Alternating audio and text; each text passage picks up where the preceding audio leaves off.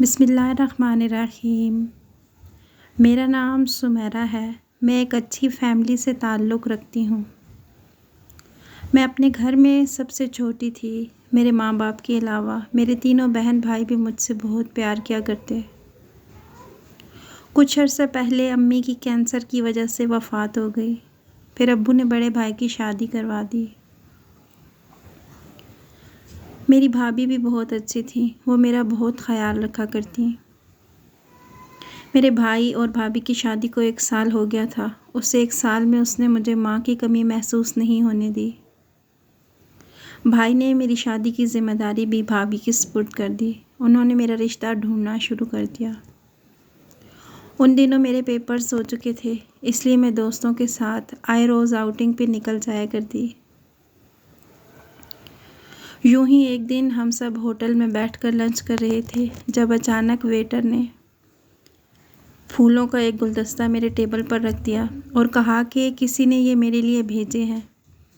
मैं बहुत हैरान हुई कि मेरे लिए कौन भेज सकता है। मैंने ज़्यादा गौर नहीं किया। इसके बाद ये अक्सर होने लगा। मुझे रोज़ाना फूल मिलने लगे। आहिस्ता आहिस्ता मुझे उन फूलों की आदत हो गई। मैं देखना चाहती थी कौन है जो मुझे फूल देता है। एक दिन मैं छत पे खड़ी थी। मैंने देखा एक शख्स जिसने ब्लैक जैकेट पहनी हुई थी मेरे कमरे की खिड़की के अंदर फूल फेंक कर चला गया। मैं भागकर नीचे गई, मगर तब तक वो शख्स जा चुका था। उसी शाम को भाभी ने मेरा रिश्ता तय कर दिया। मेरा दिल नहीं मान रहा था, मगर मैं तो उस फूल भेजने वाले शख्स को जानती भी नहीं थी। शायद मेरी किस्मत यही थी। हैरत की बात यह थी, जब से मेरा रिश्ता तय हुआ था शायद उसको भी पता चल गया था, क्योंकि वो अब फूल नहीं भेजा करता था। शुरू शुरू में मैं उदास रही, मगर फिर मैंने अपना सारा ध्यान शादी की तैयारियों में लगा दिया। हमारा घराना काफ़ी आज़ाद था, इसलिए शादी से पहले कई बार मेरा आमना सामना अली से हुआ, मगर वो काफ़ी संजीदा रहने वाला इंसान था। इतना घुल मिल कर बात नहीं करता था। मैंने भाभी से बात की तो कहने लगी, अरे बाद में सब ठीक हो जाता है। तुम्हारे भाई भी शुरू के दिनों में ऐसे ही थे, मगर अब देख लो कैसे मेरे आगे पीछे फिरते हैं। भाभी की बातों से काफ़ी हद तक मेरी तसल्ली हो गई और मैंने शादी के लिए हाँ कर दी। मेरी शादी अली से हो गई। वो बहुत अच्छा इंसान था। उनके घर में मेरी सास, नंद और हम दोनों रहा करते थे। शादी के अवलीन दिन चल रहे थे, सब अच्छा जा रहा था, लेकिन मुझे कुछ हरकतें अली की अजीब लगती थी। वो बहुत तेज़ परफ्यूम लगाता था जो मुझे अच्छा नहीं लगता था, लेकिन चूँकि नई नई शादी थी तो मैं कुछ कह भी नहीं सकती थी। शादी की रात भी मैं तैयार होकर उसी का इंतज़ार कर रही थी जब वो दूल्हा बने कमरे में दाखिल हुआ। मैं इतने हैंडसम शख्स को देखकर बहुत खुश हुई। उसने मुझे अभी मुंह दिखाई दी ही नहीं थी कि मेरी आंखें नींद से बोझल होने लगी और मैं वहीं सो गई। सुबह उठी तो मुझे बहुत शर्मिंदगी हुई, लेकिन अली ने कहा, कोई बात नहीं, आपको थकन की वजह से नींद आ गई होगी।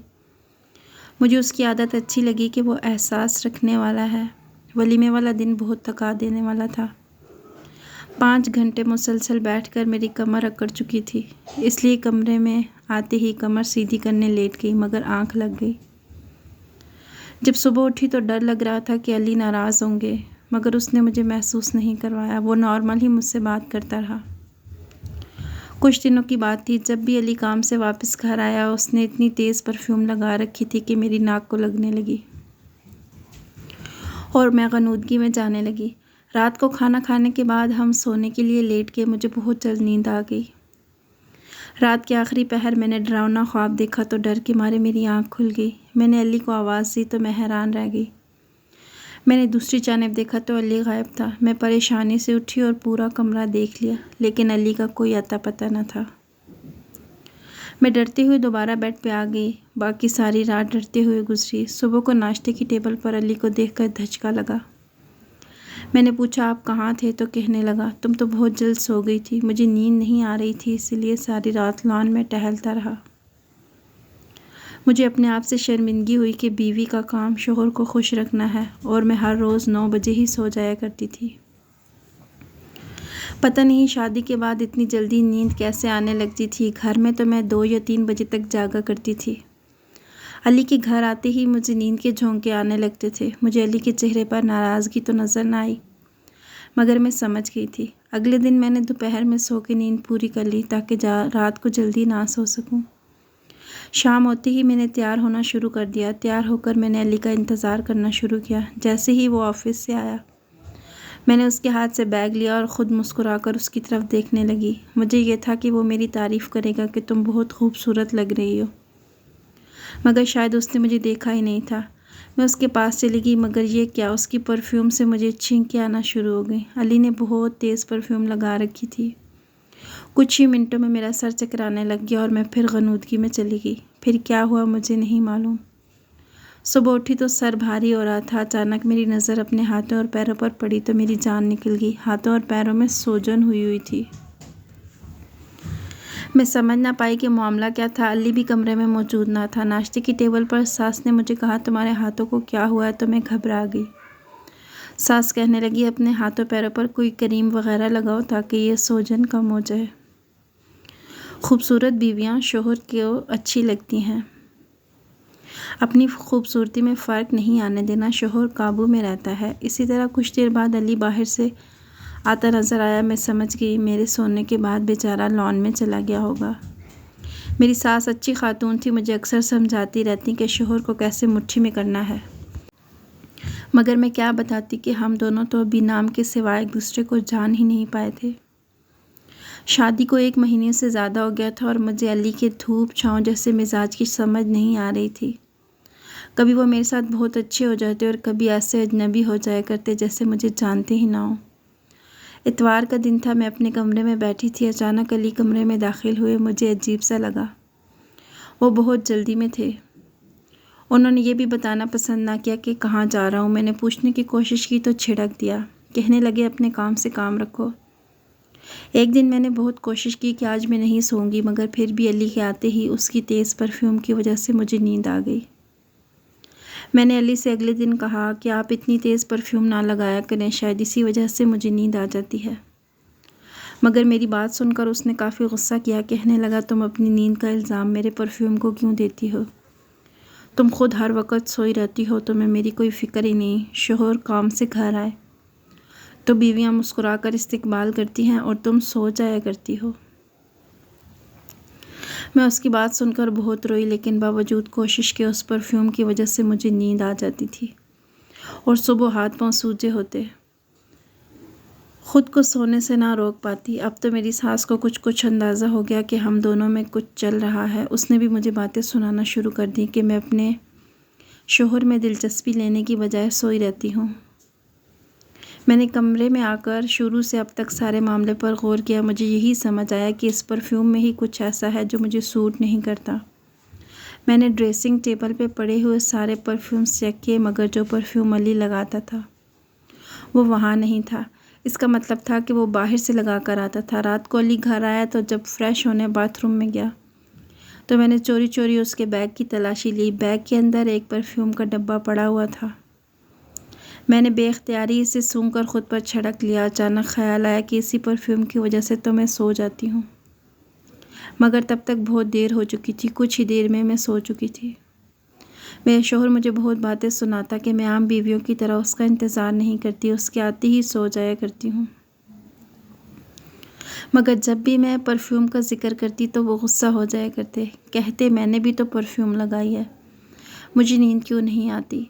इसके ख्याल में मैं बहाने बनाती थी ताकि उससे दूर रहूं, मगर मैं कैसे समझाती? मुझे तो खुद भी इस सारे चक्कर की वजह समझ नहीं आती थी। रोज़ रोज़ इस तरह के ड्रामों से मैं तंग आ चुकी थी। इसलिए मैंने फ़ैसला किया कि इस परफ्यूम वाले राज तक पहुंच सकूं। मैंने अली के आने से पहले ढेर सारी रुई नाक में डाल दी। अली आए तो उनके सामने मैंने नींद आने का बहाना किया और बेड पर जाकर लेट गई। थोड़ी सी आंखें खोल कर देखा तो अली ने अपने बैग से वही परफ्यूम निकाली और मुझ पर दोबारा ढेर सारी छिड़क दी। मैं शशतर रह गई, यानी कि वो खुद चाहता था कि मैं सो जाऊं और इल्ज़ाम मुझे देता रहा। मैं जानबूझकर सोई रही। वो तो शुक्र था कि मैंने नाक में रुई डाल रखी थी और सांस भी बंद कर लिया था ताकि इस परफ्यूम का असर मुझ पर ना हो। मुझ पर परफ्यूम छिड़कने के बाद वो खुद नहाने चला गया। नहाकर कमरे से बाहर चला गया। इसके जाने के बाद मैं हैरत से उठ खड़ी हुई। देखूं तो सही वो कहाँ जाता है। अली सारी रात लॉन में किसी से फ़ोन पर बात करता रहा। मैं उलझन का शिकार हो गई थी। आखिर ये क्या माजरा है? वो मुझे खुद से क्यों दूर कर रहा था और इल्ज़ाम भी मुझ पर लगाता था? शायद वो मुझे पसंद नहीं करता था। मैं उसके दिल में जगह बनाना चाहती थी। अगले दिन मैंने बाज़ार जाने का फ़ैसला किया ताकि अपने शौहर के लिए कुछ गिफ्ट ले सकूं। उसकी सालगिरह नज़दीक थी। मैं उसे बहुत खूबसूरत तोहफ़ा देना चाहती थी। शायद इसी बहाने उसका दिल मेरी तरफ माइल हो जाता। मैं शॉपिंग सेंटर से गिफ्ट ख़रीद कर निकल रही थी कि सड़क किनारे मैंने अली की कार देखी। मैं हैरान हुई। उस वक़्त तो वो ऑफ़िस में होता है, यहाँ क्या कर रहा था? गाड़ी से एक खूबसूरत सी लड़की अली के साथ निकली और वो उस लड़की के साथ एक होटल में चला गया। मैं इनके पीछे पीछे अंदर दाखिल हुई तो देखा वो दोनों लंच कर रहे थे। मैं गुस्से से खोलती हुई घर वापस आ गई। मैं इस शख्स की तवज्जो पाने के लिए क्या क्या जतन नहीं कर रही थी और वो दूसरी लड़कियों के पीछे घूमता है। इस दिन तो मैंने बर्दाश्त कर लिया। हो सकता है इत्तेफाक हो, वो लड़की कोई कॉलेज वगैरह की हो। ये सोचकर मैंने अपने दिल को झूठी तसल्ली दी। मगर कुछ दिनों बाद मैंने उन दोनों को फिर एक साथ देखा। उस दिन मैं अपने मेके से वापस आ रही थी। रास्ते में सिग्नल पर गाड़ी रुक गई तो मैंने इन दोनों को देखा। वो दोनों एक अस्पताल में दाखिल हो रहे थे। अब तो मेरा शक यकीन में बदल गया। ये शख्स मुझे धोखा दे रहा है। मेरे होते हुए किसी और के साथ भी इसका ताल्लुक़ है। मुझे सारी गेम समझ आ गई थी। यकीनन मेरा शौहर मुझसे शादी नहीं करना चाहता था, इसीलिए हर रोज़ रात को जानबूझकर मुझे सुलाकर उसके पास चला जाता था। मैंने फ़ैसला कर लिया कि मैं इस राज की तह तक पहुंचूंगी। मैं अपना शौहर हरगिज़ किसी के साथ शेयर नहीं कर सकती, क्योंकि मुझे उससे मोहब्बत हो गई थी। मैंने सोच लिया था कि वो जिस औरत के चक्कर में भी है, उन्हें उसके चंगल से निकाल कर रहूँगी। इन दिनों मुझे एक और मुश्किल का सामना करना पड़ा। मेरी सास आए रोज़ मुझसे पूछती रहीं कि बहू खुशखबरी कब सुना रही है, और सास के ऐसे सवालों से मैं घबरा जाया करती। मगर अली को तो जैसे कोई फ़िक्र ही नहीं थी। वो अपने कामों में मसरूफ़ रहता और तेज़ परफ्यूम लगाना न छोड़ता। अब तो मैंने भी ज़िद में आकर उसे कहना छोड़ दिया था और जानबूझकर उस परफ्यूम की वजह से मैं जल्दी सो जाया करती। मेरा सारा दिन उलझन में गुजरता। एक दिन मेरा इन्हीं सोचों में बीपी शूट कर गया। मैं बेहोश हो गई। होश में आई तो अस्पताल में थी। मुझे डॉक्टर ने बताया कि तुम्हारे शौहर ने तुम्हारा बहुत ख्याल रखा, पिछले 2 दिन से यहीं था। ये सुनकर मुझे हैरत हुई, लेकिन जो ही उस डॉक्टर पर मेरी नज़र पड़ी, मेरी जान निकल गई। वो तो वही लड़की थी जिसको 2 बार मैं अपने शौहर के साथ देख चुकी थी। वो डॉक्टर मुस्कुराते हुए चली गई। मुझे जो थोड़ी देर पहले अपने शौहर को सुनकर हैरत हुई थी, अब समझ में आ गया था क्यों वो 2 दिन यहाँ रहा था। यकीनन इसी डॉक्टर की वजह से। इस डॉक्टर के करीब रहने का उसे बहाना जो मिल गया था, वो थी ही इतनी खूबसूरत कि किसी का भी उस पर दिल आ सकता था। और यही बात मेरे दिल को चुभ रही थी। मेरी तबीयत ठीक हुई तो भाई और भाभी मुझे लेने आ गए। कुछ दिन हमारे साथ रहो। मैं उनके घर चली गई। अपने कमरे में आकर जब मैंने अलमारी से कपड़े निकाले तो बहुत से सूखे हुए फूल मिले। उन फूलों को देखकर मुझे वो सब याद आ गया कि कोई मुझे चाहता था और दीवानावार मुझे फूल भेजा करता था, और आज मैं जिसको चाहती थी उसको मेरी कोई कदर ही नहीं थी। अगले दिन भाई मुझे दोबारा अस्पताल ले गए कि डॉक्टर ने कहा तुम्हारा चेकअप एक बार फिर करवाना है। मैं भाई के साथ ही थी जब मैंने अली को उसी डॉक्टर लड़की के साथ उसके कमरे में जाते देखा। उस लड़की ने गोद में बच्चा भी उठाया हुआ था। ये देखकर मेरा दिल दुख से भर गया। मैं बीमार थी और मेरा शौहर अपने ही चक्करों में था। मैं भागकर गाड़ी में बैठ गई। भाई बेचारा परेशान हुआ कि क्या हो गया है, चेकअप नहीं करवाना? मैंने कहा नहीं, फिर कभी। अभी मुझे अस्पताल से वहशत हो रही है। खैर हम घर आ गए। घर आकर सारी रात में गुस्से से टहलती रही। मेरा बस नहीं चल रहा था कि उस लड़की को कहीं गायब कर दूं ताकि मेरा शौहर उससे पीछा छुड़ाकर मेरा होकर रह जाए। अगले दिन मैं भाभी को बताकर अस्पताल चली आई। मेरा इरादा था कि उस लेडी डॉक्टर को आज अच्छे से बेइज्जत करूंगी। रिसेप्शन से पता किया तो मालूम हुआ कि वो कैफ़े में है। वहाँ पहुँची तो झटका लगा। मैं इसके पास गई तो वो मुस्कुराकर खड़ी होगी, मेरा हाल पूछने लगी और साथ खड़े आदमी की तरफ इशारा करके बोली ये मेरे हस्बैंड हैं और ये मेरा क्यूट सा बेटा है।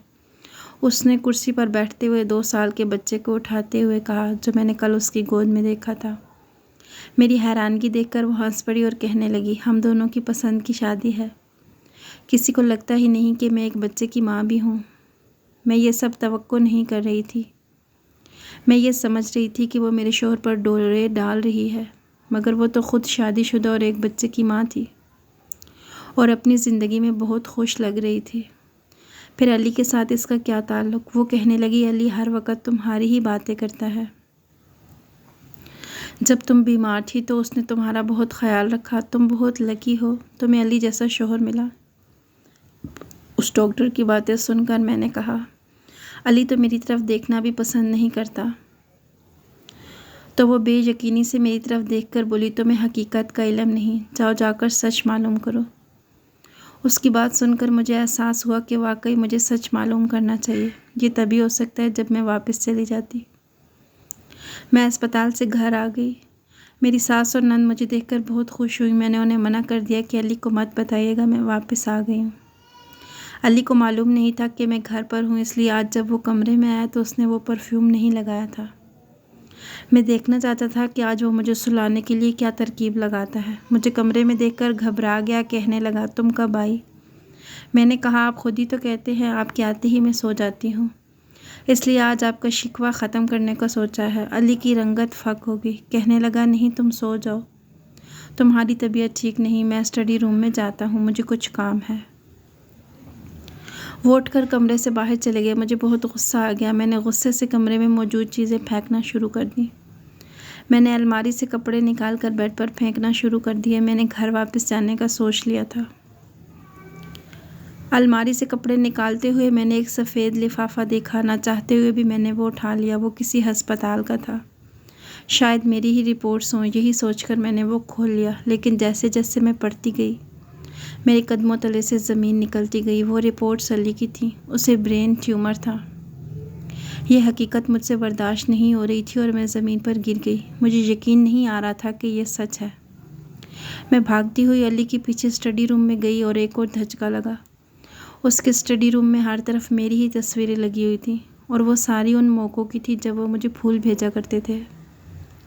इसका मतलब ये था कि वो फूल भेजने वाला अली था। ये जानकर मेरे सर पर आसमान टूट पड़ा। सामने जाकर उसकी रिपोर्ट्स रख दी तो वो चौंक पड़ा। मैंने रोते हुए पूछा, ये सब क्या है? आपने मुझसे ये सब क्यों छुपाया?